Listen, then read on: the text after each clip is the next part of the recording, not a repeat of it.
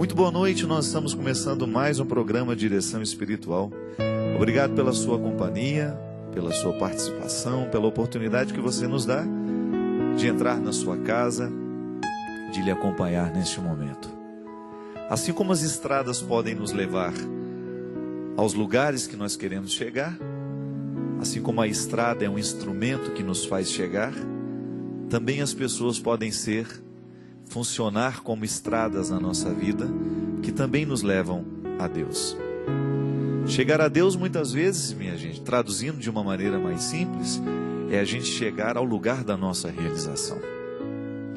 Eu me recordo que durante o meu mestrado em teologia, um dos maiores encantos que Deus provocou em mim através do estudo, foi justamente uma reflexão que chegou até o meu coração, através daquele que se transformou no teólogo da minha dissertação, André Torres Queiruga. Foi justamente a reflexão que ele fez e faz até hoje, porque ele é um teólogo vivo, que a realização humana é um dos lugares, e talvez um dos mais privilegiados lugares, da revelação de Deus. O que isso significa? É que onde existe um ser humano inteiro, pleno, carregado de harmonia, de dignidade, um ser humano completo, né, que viveu na sua carne essa reconciliação bonita da espiritualidade com a vida, que é um ser humano encarnado na história, mas ao mesmo tempo vivendo as esperanças do céu. Um ser humano que sabe viver as duas dimensões bonitas da escatologia, aquela que nos coloca numa esperança futura, mas aquela que nos coloca também num trabalho diário, na história, construindo este céu que já começa aqui nas pedras. Esse ser humano integrado, que Queiruga chama de ser humano realizado, como um lugar onde Deus está manifestado. E é interessante a gente compreender isso, você descobrir isso na sua vida, que a sua realização humana é um lugar de manifestação de Deus, é uma epifania. Deus se manifesta na vida daquele que se realiza, na vida daquele que consegue encarar as dificuldades da vida e mesmo assim não se desespera e continua de pé. E aí a gente se reporta a essa história que nós já ouvimos desde criança, que é no Calvário que nós descobrimos o lugar, o significado do cristianismo, não como algo definitivo, mas como um lugar de passagem. Eu passo pelo Calvário, mas eu sei que o meu destino é a ressurreição. E a igreja, através de toda a liturgia que celebra, não é outra coisa senão a atualização do Calvário, mas não como lugar definitivo, mas como uma passagem. A passagem de Deus pelos homens, o significado de liturgia é isso, é um Deus que está passando para salvar, passa na história, passa através do rito que nós celebramos, para atingir o nosso coração e proporcioná-lo uma bonita experiência de ser realizado. Pessoas nos ajudam nesse processo de realização, quando nos aconselham, quando nos indicam caminhos bons, quando nos colocam no prumo da realização, quando nos coloca neste caminho de realização, quando nos retira das misérias da vida, quando nos recorda que nós temos valor. Quantas vezes no meu ministério como padre o que eu faço é isso, acordar as consciências que elas podem ser melhor, que elas podem viver um processo de melhoria. É tão bom a gente encontrar pessoas que nos dizem isso. Naquele momento você me acordou, você me recordou que eu tinha valor, que eu era gente. Ou quando uma palavra pode direcionar para o bom caminho, né? Bem-aventura, uma palavra que nos bem-aventura, que nos bem encaminha. Pessoas podem ser como estradas, mas não podem ser o nosso destino final. Nós que trabalhamos com uma evangelização, nós não podemos nos transformar no seu destino final. Se o seu cristianismo para em mim, alguma coisa está errada. Alguma coisa está errada nessa história. Você não pode ficar parado naquele que evangeliza, mas você precisa descobrir o final dessa estrada que nós indicamos, que é o coração de Deus. É Ele que pode lhe realizar, é Ele que tem o poder de perdoar os seus pecados, é Ele que tem o poder de lhe salvar, de lhe restaurar, de lhe colocar numa nova perspectiva de vida. A minha palavra, a palavra de todo mundo que aparece aqui na Canção Nova, do pároco da sua cidade, do seu bispo, daquele livro que você leu, tudo isso são caminhos para ajudar com que você chegue. Alguns caminhos apressam, alguns atrasam, e nós vamos descobrindo ao longo da vida, né? Quantos caminhos você usou e esses caminhos só lhe fizeram atrasar a sua chegada. Quantas vezes na vida você descobriu que porque você se empenhou naquela história, você deu ouvidos àquela história, você atrasou o seu processo de chegada. É por isso que conversão consiste também em nós clarearmos as nossas escolhas, né? O que eu escolho hoje? Qual é o caminho que hoje eu estou tomando? Quais são as pessoas que estão tendo influência sobre mim? Isso apressa a minha chegada ou isso atrasa? Isso é um bom parâmetro de reflexão, minha gente, para a gente poder fazer as nossas escolhas. O que hoje eu escolhi ler? O que hoje eu escolhi que demorasse dentro do meu coração? Isso atrasou a minha chegada ao céu ou isso acelerou o meu processo? Isso acelerou o meu processo de realização ou isso emperrou o meu processo de realização?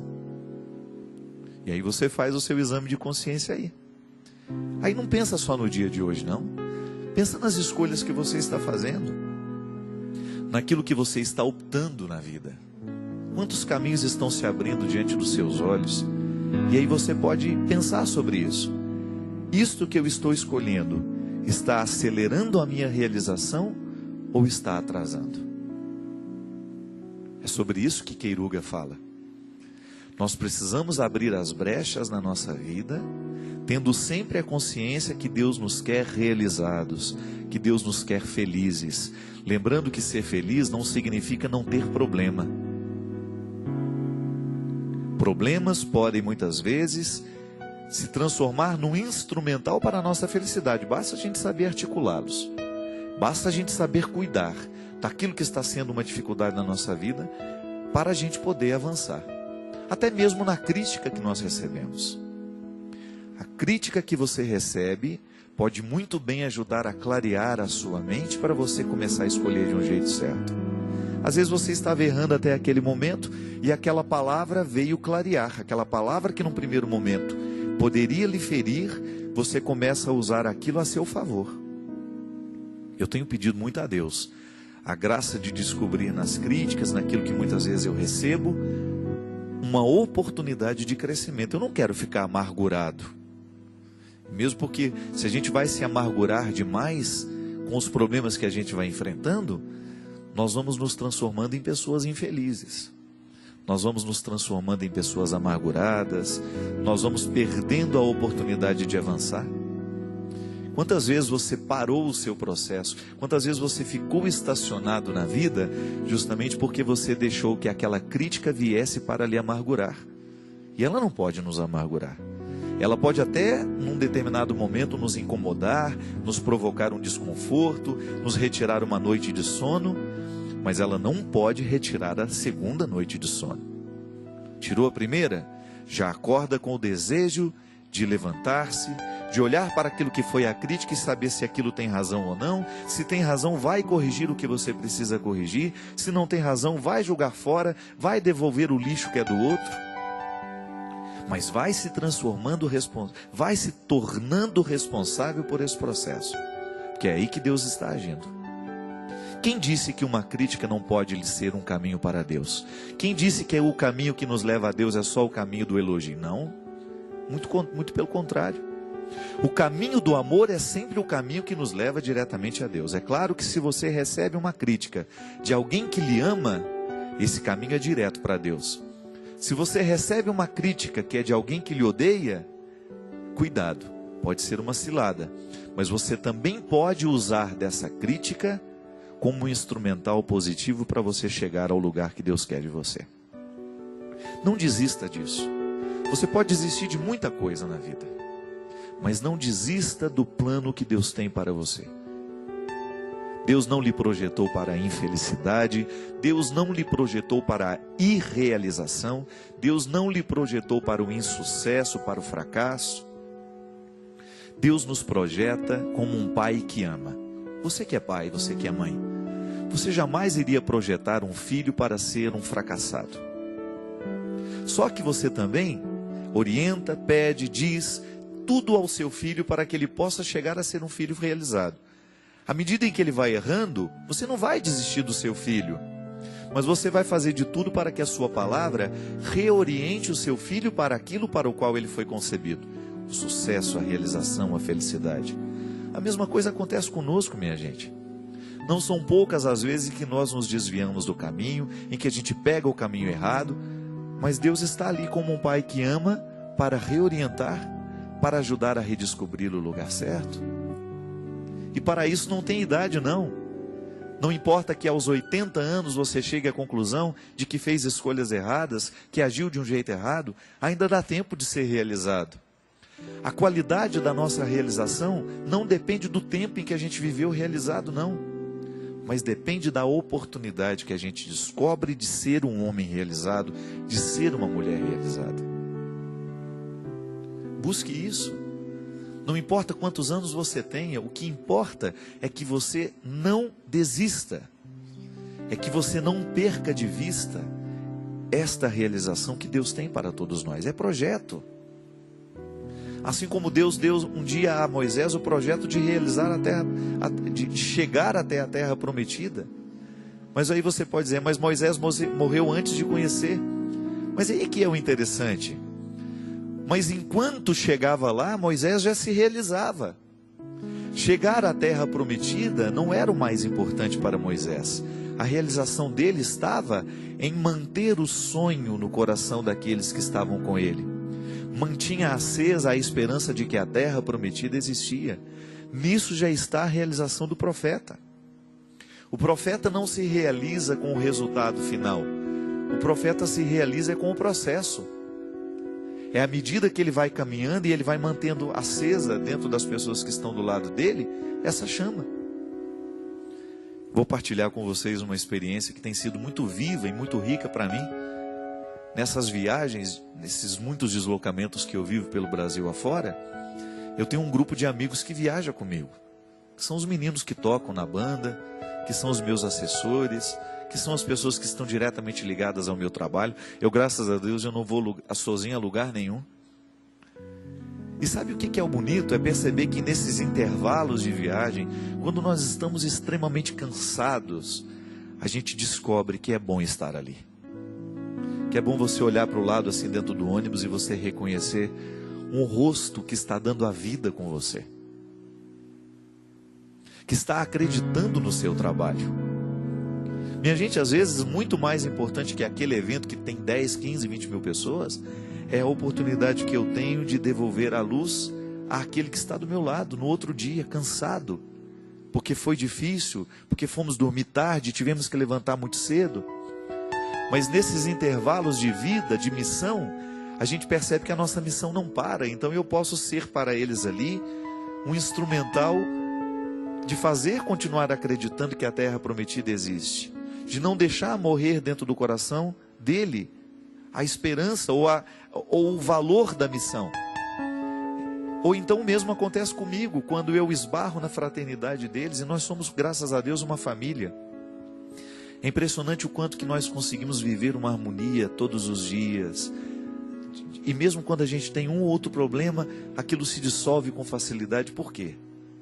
Porque nós estamos conscientes de que a nossa missão não é só naquele palco que nos espera. Antes de chegar lá, há uma fraternidade a ser vivida. E nós só estaremos felizes no palco à medida em que a gente soube viver o cristianismo nas nossas viagens, nos nossos deslocamentos, no momento em que a gente espera a mala, no momento em que a gente espera a refeição, no momento em que a gente está dentro do ônibus, dentro do avião. É o processo. Aí na sua casa é a mesma coisa, dentro do seu trabalho é a mesma coisa.